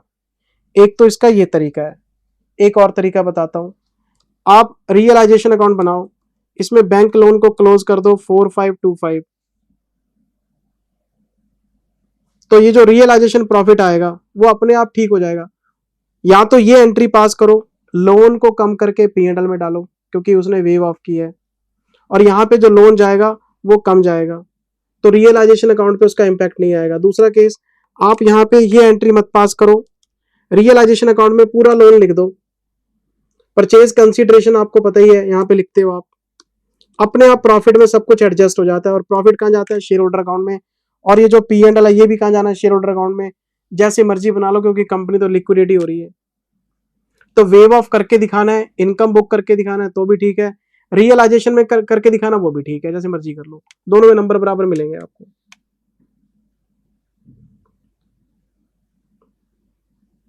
अच्छा, बाकी सारा क्वेश्चन सेम है बेटे, मेरे पास कुछ बताने को है नहीं। ये आ गया जी क्वेश्चन नंबर 5। ये मैं आपको बताता हूँ बेटे, ये मुझे 10 मिनट लगाने पड़ेंगे, एक बार 5 छोड़ देता हूँ मैं, अभी मैं एक बार 6 ए निपटा दूं। ये 6A है। ये पहला क्वेश्चन इन्वेस्टमेंट अकाउंट का है, क्लास बुक का क्वेश्चन नंबर 6 है, रजत वाला। एक बोनस है, एक राइट शेयर है, सब कुछ सेम है सर, कर लेना प्लीज। क्लास बुक का क्वेश्चन नंबर 6 है। ये इसका AS2 का क्वेश्चन है, आपको ये बताना है क्या क्या चीजें एक्सक्लूड करनी है। इन्वेंट्री की कॉस्ट में क्या क्या नहीं आता, एबनॉर्मल लॉस नहीं आता, स्टोरेज कॉस्ट नहीं आती, एडमिनिस्ट्रेशन नहीं आता, सेलिंग नहीं आता, इंटरेस्ट कॉस्ट नहीं आती, लिखवाया तो हुआ है, और इंटरेस्ट कॉस्ट के आगे ब्रैकेट में लिखते हैं एक्सेप्ट AS16। तो ये हमारी क्लास बुक का, ये हमारा क्वेश्चन नंबर 54 है, नोट्स भी लिखवा रखे हैं, क्लास बुक में भी क्वेश्चन है। मैं 6B में आ गया सर, ये लो, इंटरनल रिकंस्ट्रक्शन का क्वेश्चन है, ये बच्चों वाला क्वेश्चन है, ये टॉय लिमिटेड के नाम से हमारी बुक में। ये क्लास बुक का क्वेश्चन नंबर 3 है। और फिर हमारे पास है रिटेल ब्रांच का क्वेश्चन, ये राजी, ये रिटेल ब्रांच का क्वेश्चन है।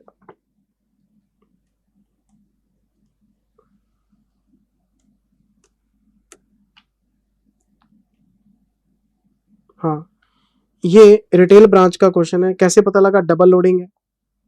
जिस क्वेश्चन में डबल लोडिंग होती है, कॉस्ट को मानते हैं 100, प्रॉफिट को मानते हैं 20, ये आ गया 120, 120 में फिर ऐड करना है 25%, तो ये आ गया 150। ये कॉस्ट है, ये होलसेल प्रॉफिट है, ये होलसेल प्राइस है, ये रिटेल प्रॉफिट है, ये रिटेल सेलिंग प्राइस है। रिटेल ब्रांच का क्वेश्चन है, क्लास बुक में 8, 14 एंड 65 तीनों क्वेश्चन करा रखे हैं। और रिटेल ब्रांच की पहचान क्या होती है, डबल लोडिंग, डबल लोडिंग का क्वेश्चन है, रिटेल ब्रांच का क्वेश्चन है। तो आप ब्रांच स्टॉक बना लो या ट्रेडिंग बना लो, होलसेल प्राइस पे बनेगा, WSP पे बनेगा, क्योंकि ब्रांच का प्रॉफिट सिर्फ रिटेल प्रॉफिट है। कराया हुआ है सर, क्या बताऊं इसमें, बताओ और क्या है। और तो सर पेपर खत्म है, सारा क्वेश्चन तो किया हुआ है। एक क्वेश्चन नंबर 5 रह गया सर हमारा, इधर आओ चेक कराता हूं मैं आपको।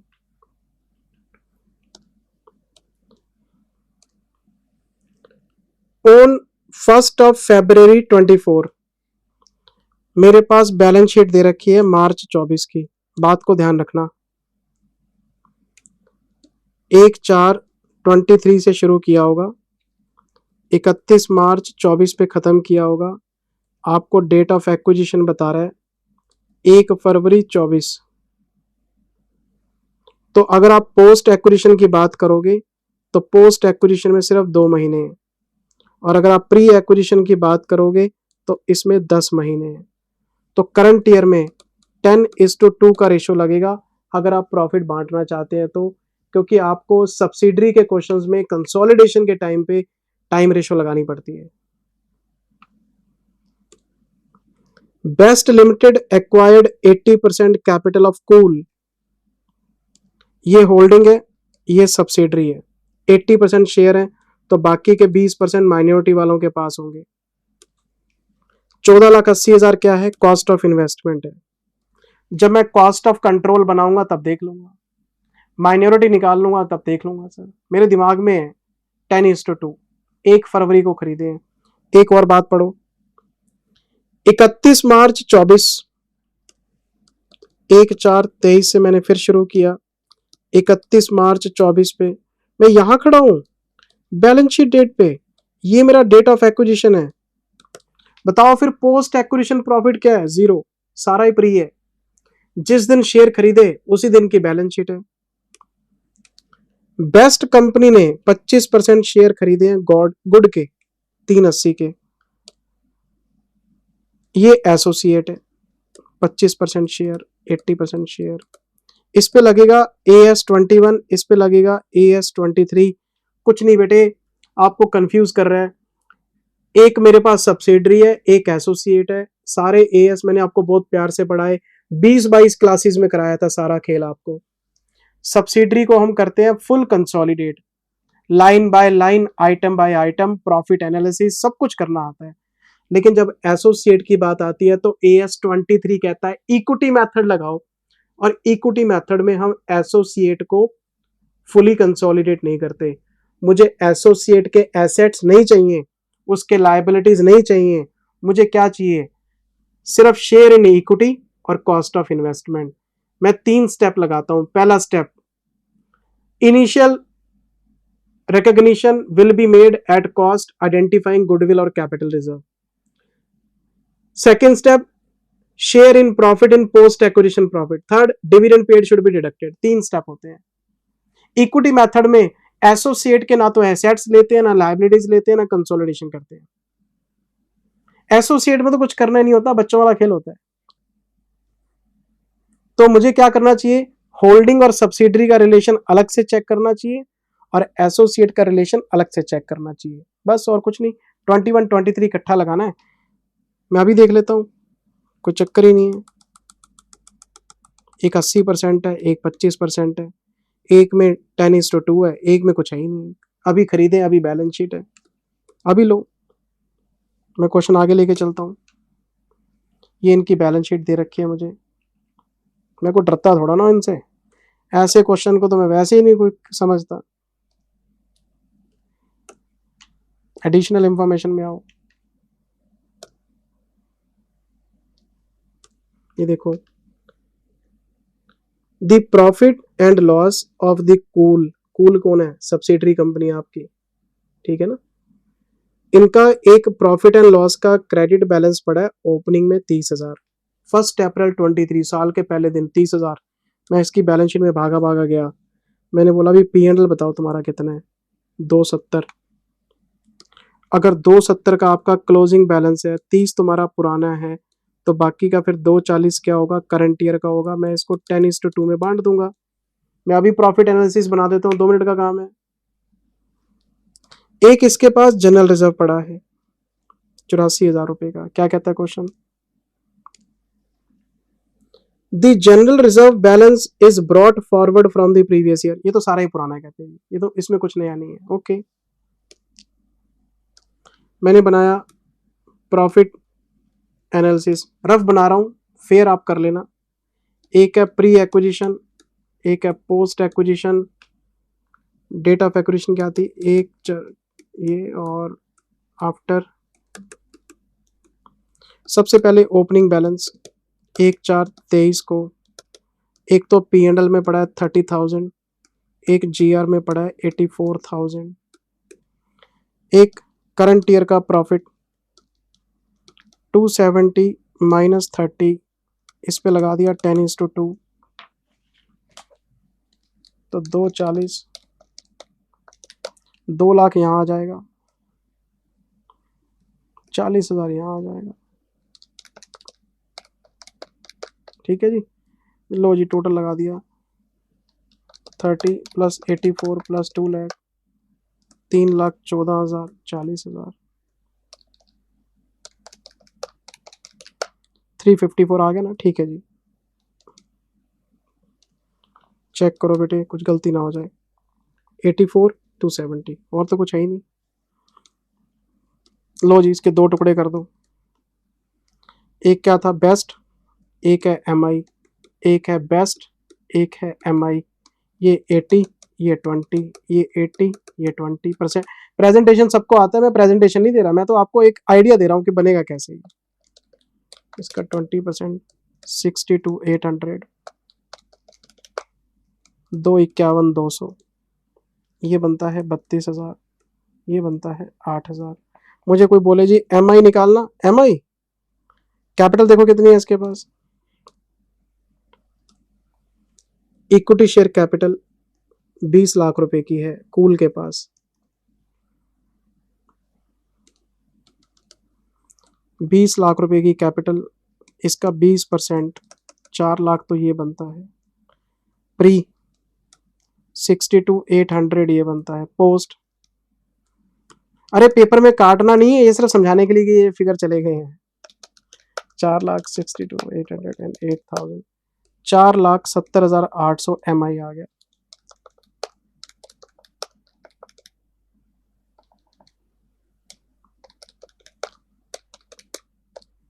और मैंने बोला था आपका प्रॉफिट एनालिसिस अगर गलत भी होगा तो भी MI सही आएगा, क्योंकि MI तो 3 चीजों का है ना। ये देखो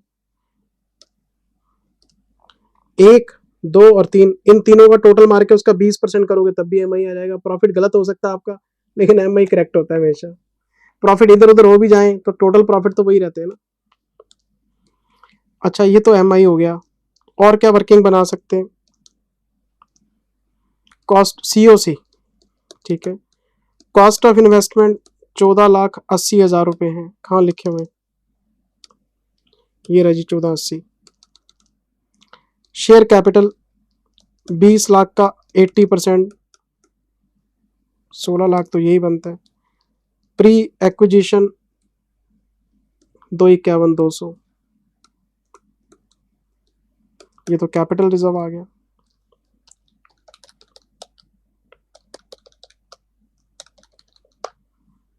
$3,71,200, ये आपका कैपिटल रिजर्व आ गया।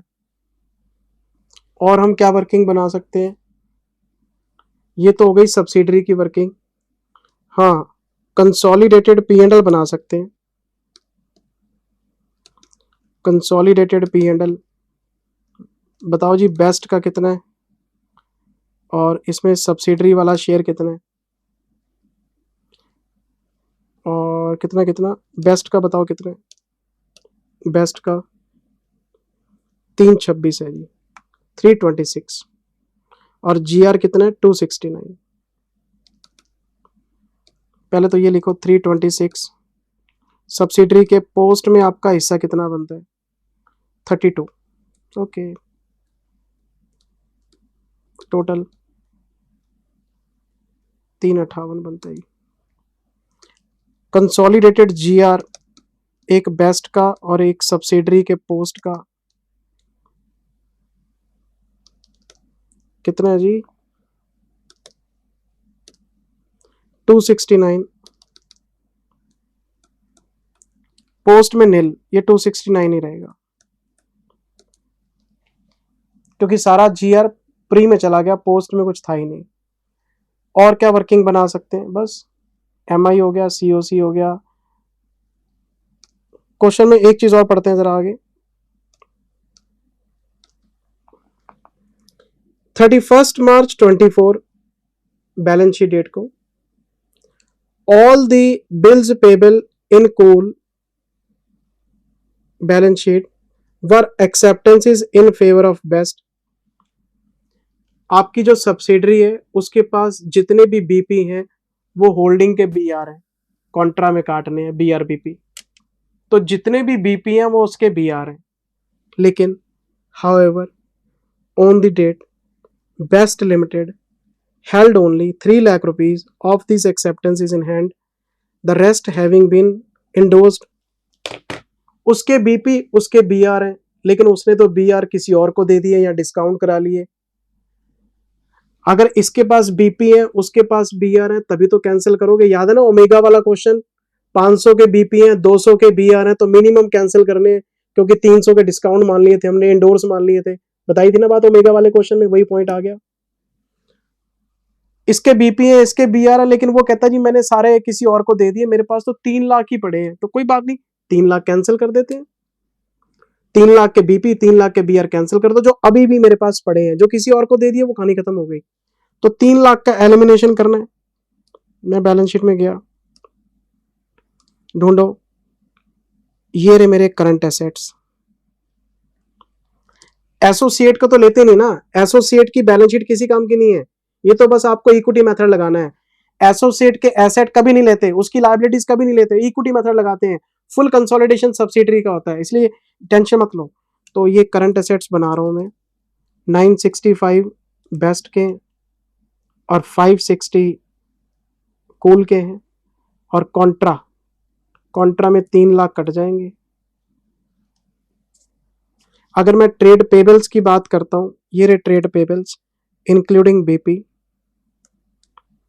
ये मेरे ट्रेड पेबल हैं बेस्ट के और कूल के, 380 और 410। मैं कॉन्ट्रा में काट दूंगा इसमें 3 लाख रुपए के बीपी जो मेरे पास अभी पड़े हैं। तो मैंने इसका लगाया टोटल 380 प्लस 410 माइनस 3 लाख, 490 के रह जाएंगे। मैं इसमें से एक चीज और माइनस करूंगा, स्टॉक रिजर्व।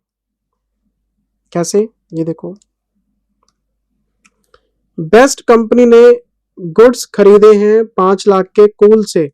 अरे ये तो अपस्ट्रीम हो गई, सब्सिडरी होल्डिंग को माल बेच रहा है, ये तो अपस्ट्रीम है।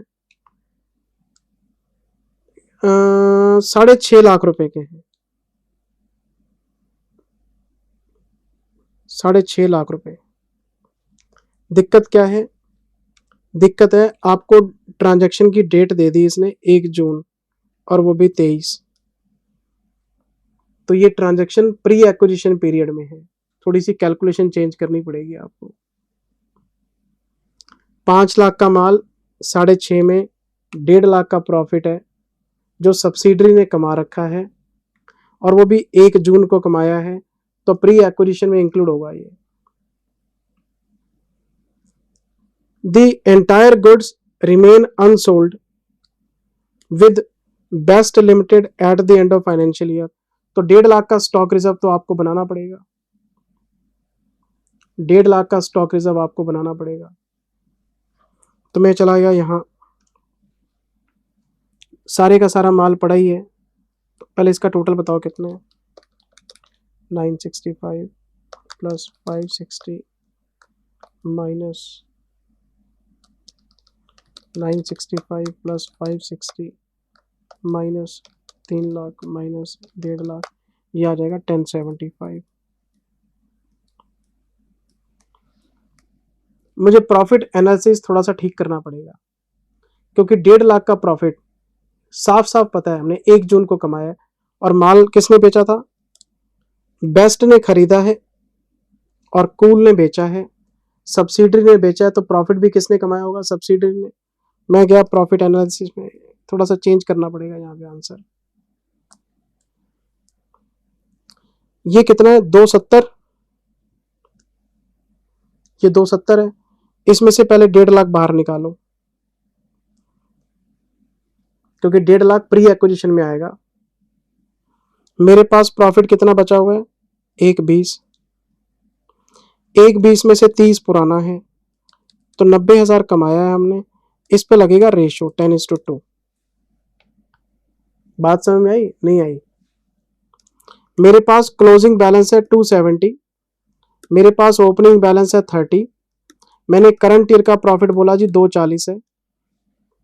तो एक बात समझ लो, 240 पे टाइम रेशियो नहीं लगाना, 240 में से 1.5 लाख रुपए तो 1 जून 23 का ही है और ये प्री है, तो बाकी का जो प्रॉफिट है 90,000 रुपए, ये प्रॉफिट ड्यूरिंग द ईयर है। इस पे टाइम रेशियो लगानी पड़ेगी आपको 10:2। तो प्रॉफिट एनालिसिस चेंज करना पड़ेगा। अगर हमने प्रॉफिट एनालिसिस बनाया, एक है प्री और एक है पोस्ट। अगर इस क्वेश्चन में ट्रांजैक्शन की डेट नहीं होती ना, मेरा प्रॉफिट एनालिसिस सेम बनता, तो जो 1.5 लाख का प्रॉफिट है उसका 20-80 करके मैं काट देता, उसमें से 20% एमआई में से काट देता, 80% पीएनएल में से काट देता, क्योंकि जो ट्रांजैक्शन होती है अपस्ट्रीम उसे 2 जगह से काटते हैं। लेकिन दिक्कत क्या है, इसमें डेट मेंशन है और वो डेट प्री एक्विजिशन की है। तो सबसे पहले मैंने लिखा ओपनिंग बैलेंस, एक है जीआर, एक है पीएनएल, करंट ईयर का प्रॉफिट स्पेसिफिक और टाइम रेशियो, 1.5 लाख का प्रॉफिट और फिर 90,000 रुपए पे आपको टाइम रेशियो लगाना है 10:2,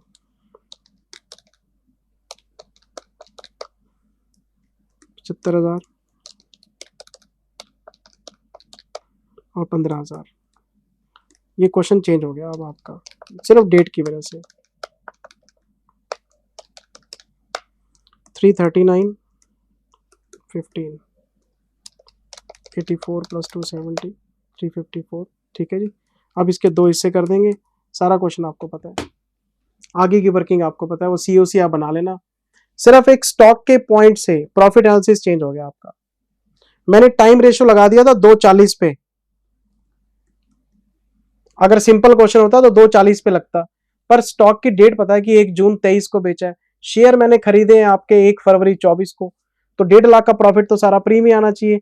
बाकी का जो 90,000 का प्रॉफिट है उस पर टाइम रेशियो लग जाएगी। आगे का आपको 80-20 करना आता ही है, वो आप वर्किंग, आप उसको वर्किंग बना लेना। एमआई आ जाएगा, सीओसी आ जाएगा, पीएनएल आ जाएगा, जीआर आ जाएगा, इसके बेसिस पे आएगा। बस काम खत्म। अब वो एसोसिएट वाली बात पे आते हैं। अगर मैं बात करता हूं गुड लिमिटेड की,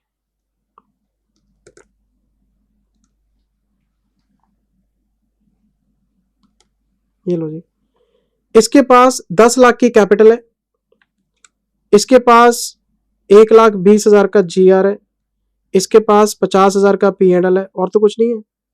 नहीं सर, तो करना क्या है, इक्विटी मेथड लगाना है आपने। 10, 1, 20 और 50। इन्वेस्टमेंट कितने की है,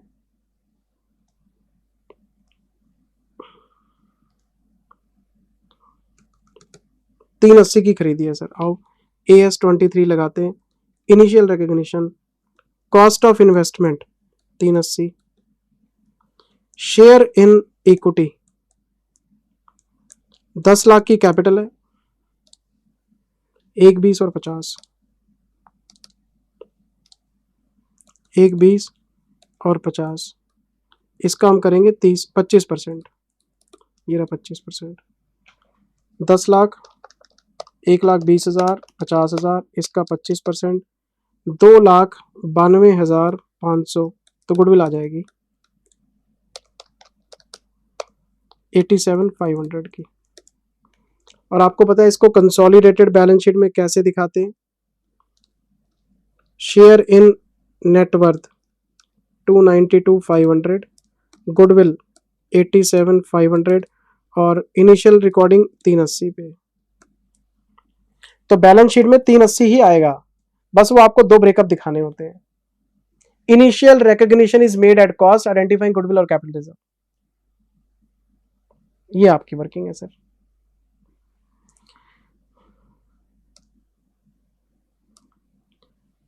इस क्वेश्चन में जो स्टॉक की सेल थी उसकी वजह से नॉर्मल वाला प्रॉफिट एनालिसिस चेंज करके हमें रिवाइज करना पड़ा उसे, बस इतनी सी वर्किंग थी इसमें। अब इस क्वेश्चन में क्या कह रहा है, ट्रेड पेबल निकालो जी, अभी बना के दिखाए थे आपको। एसोसिएट के नहीं लेने, उसकी लायबिलिटीज नहीं आती। Best plus cool -3 lakh. Current assets अभी बना के दिखाए थे आपको, best, cool -3 lakh minus stock reserve 1.5 lakh का, सारा माल पड़ा है मेरे पास अभी। माइनॉरिटी इंटरेस्ट अभी वर्किंग बनाई थी हमने 20 लाख, इसका 20%। फिर एक प्रॉफिट आया था अभी हमारे पास, ये रहा प्रॉफिट 339, और एक आया था 15,000, इसका भी 20%, इसका भी 20% MI आ जाएगा। अच्छा क्वेश्चन है, बैलेंस शीट नहीं मांगी, छोटी छोटी चीजें मांगी है आपसे। गुडविल और capital reserve on acquisition of cool, cost of investment आपका 1480 है, कैपिटल आपकी 20 लाख का 80% है, और प्री एक्विजिशन 339 रिवाइज करके बनाया था हमने 339, इसका 80% है, जो भी आ जाएगा। गुडविल और कैपिटल रिजर्व गुड पे अभी बताया था आपको 87,500, ये रहा। ये सारी वर्किंग बना के दिखानी है बस आपने। प्रॉफिट एंड लॉस कंसोलिडेटेड, दोनों का जोड़ना है आपने, बेस्ट का भी और कूल का पोस्ट एक्विजिशन शेयर। और क्या मांगा हुआ इन्होंने, जनरल रिजर्व कंसोलिडेटेड, ये भी आपको आता है। Revenue from operation, revenue from operation best का और कूल का रेवेन्यू फ्रॉम ऑपरेशन देखो, ये रहा। Sale and other income 56 lakh 38 lakh, 56 lakh 38 lakh, और एक कॉन्ट्रा 6.5 लाख की आपस की सेल परचेज है आपकी। 5 लाख का माल 6.5 लाख में बेचा था, और आपको पता है इंटर कंपनी ट्रांजेक्शन एलिमिनेट करते हैं, ये आंसर आ जाएगा। इसी तरह से मटेरियल परचेज पूछा आपसे, दोनों का मटेरियल परचेज 6.5 लाख रुपए कैंसिल कर देना, आंसर आ जाएगा। ये क्वेश्चन है बेटे आपका। और इस क्वेश्चन में सिर्फ एक ही पॉइंट बढ़िया लगा मुझे, इन्वेंट्री की जो आपस में सेल परचेज हुई है उसकी डेट मेंशन है, और वो सारा प्रॉफिट प्री में रखना, बाकी पे टाइम रेशियो लगाना आपने। ये आपका पेपर है बेटे, उम्मीद करता हूँ बच्चे अच्छे से पेपर करके आए होंगे। Thank you very much, take care, bye bye, love you all, best of luck for your upcoming exams. जो आने वाले पेपर हैं उसमें अच्छा करोगे आप। ये पेपर मैंने सारा रिव्यू कर दिया आपका।